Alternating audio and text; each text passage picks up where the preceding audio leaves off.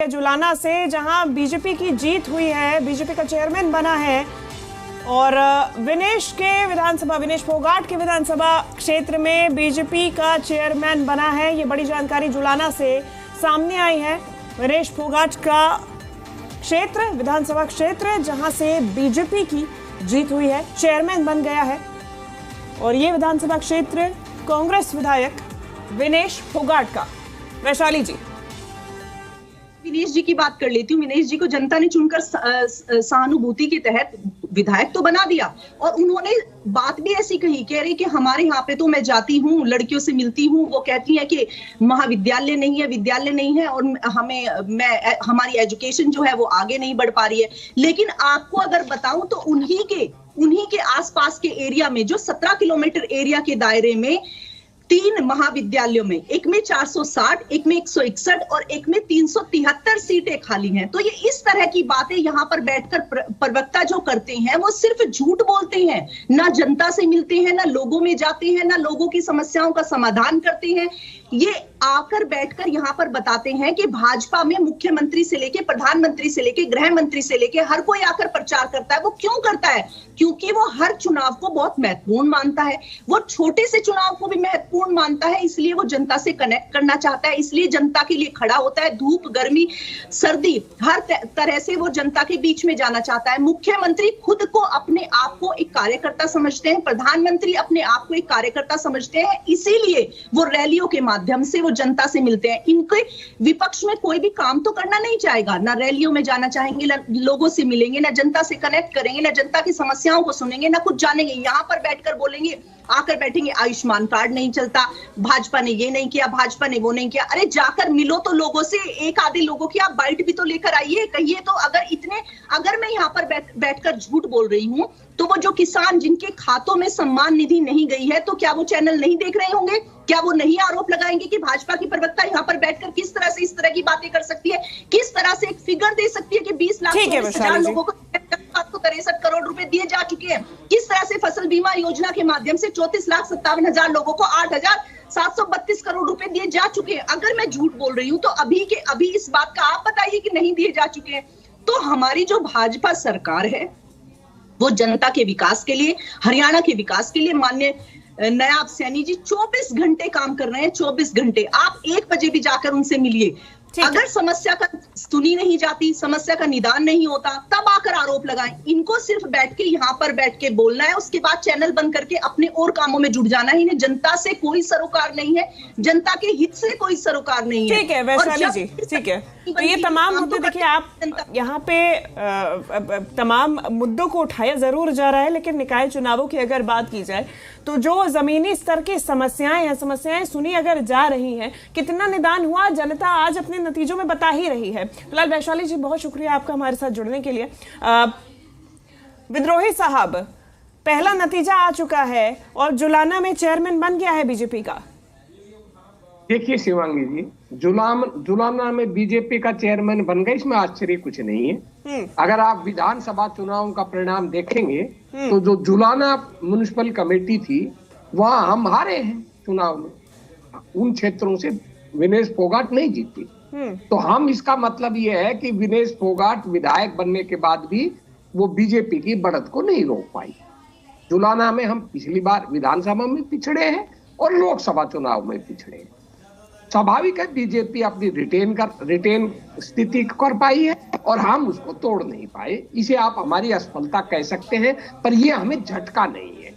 अब मेरी बहन खुद असफलता स्वीकार कर रही है, ये कह रही है कि सीटें खाली हैं, अध्यापकों की, लेक्चरर्स की, विद्यार्थियों की। अब मुझे बताइए, अगर सीटें खाली हैं तो इसके लिए विधायक जिम्मेदार है या सरकार जिम्मेदार है? जब सरकार भर्तियां नहीं करेगी, नए टीचर्स नहीं लगाएगी, कॉलेजों में नए प्रोफेसर नहीं लगाएगी, तो उसकी जवाबदेही भी विधायक या कांग्रेस पर है। मुझे तो आश्चर्य होता है इनकी सोच का। इन्होंने फसल बीमा का गिना दिया। आप जब से ये देश आजाद हुआ है, किसी भी क्षेत्र का, किसी भी राज्य का आप आंकड़ा उठाकर देख ले, मुआवजा मिलता था। अब जो कांग्रेस के जमाने में भाव था, रुपए की वैल्यू थी, और आज की जो वैल्यू है, आप 2014 की वैल्यू और 2024 के रुपए की वैल्यू का आप मूल्यांकन कर लीजिए, महंगाई से सब चीजों को मिलाकर और किसान की लागत मूल्य को मिलाकर, फिर आप मूल्यांकन कर, ये तो पहले भी मिला था। फसल जो खरीदी जाती थी वो कोई मुफ्त में तो कोई सरकार खरीदती नहीं, किसी की भी सरकार रही हो, चाहे पहले थी चाहे आज है, वो खरीदती है, पैसा देती है। तो सोशल सिक्योरिटी का जो पैसा सरकारें देती है, हर सरकार पहले भी देती थी, आज भी देती थी। तो ये कहना कि भाई ये हमने किया है, पर ठीक है आप मीडिया इवेंट किया जाए, पर ये चीजें पहले भी मिलती थी। और यही ये बातें बताती है कि भाजपा एक प्रचार जीवी पार्टी है जो मीडिया हाइप कर लोगों को ठगती है। ये ठीक है, उनकी ठगाई कामयाब हो रही है, इसमें कोई दो राय नहीं है।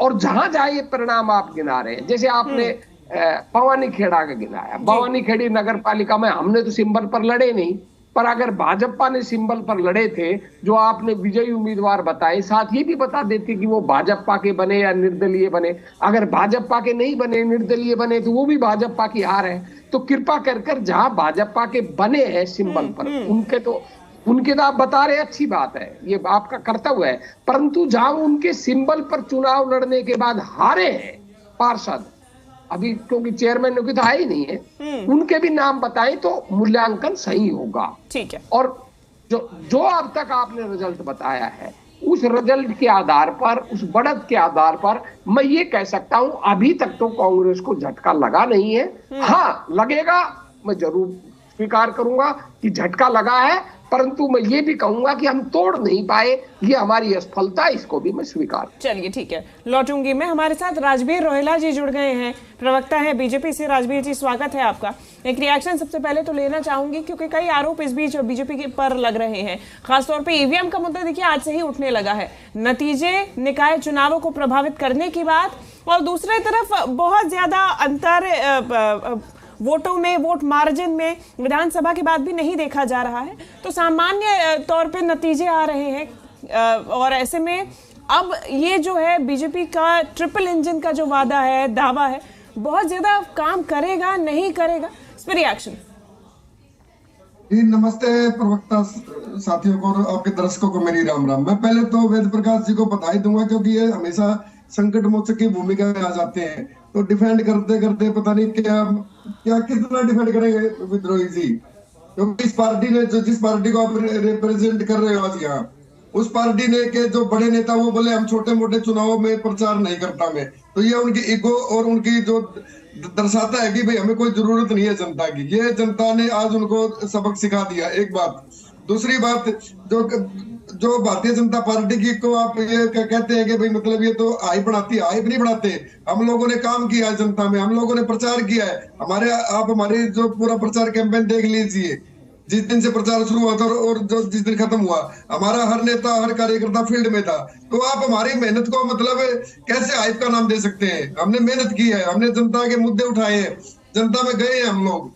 जुलाना की जो बात कर रहे हैं, सरकार तो आपकी की थी है रोहिला साहब, मुद्दे उठाए किसके सामने? सरकार तो आप ही की थी, डबल इंजन सरकार चला रहे हैं, मुद्दे उठाने का काम किसके सामने किया? हम अपने मुद्दे लेके गए, हमने 10 साल में जो किया है या हम आगे जो करने वाले, हमने तो एक मतलब नगर पालिका के लिए भी हमने मतलब वो संकल्प पत्र जारी किया है। तो ये कांग्रेस कहाँ टिकेगी? कांग्रेस के नेताओं की आपसी फूट जो इन्होंने इनकी ठीक है, मैं आपको रोकना चाहूंगी।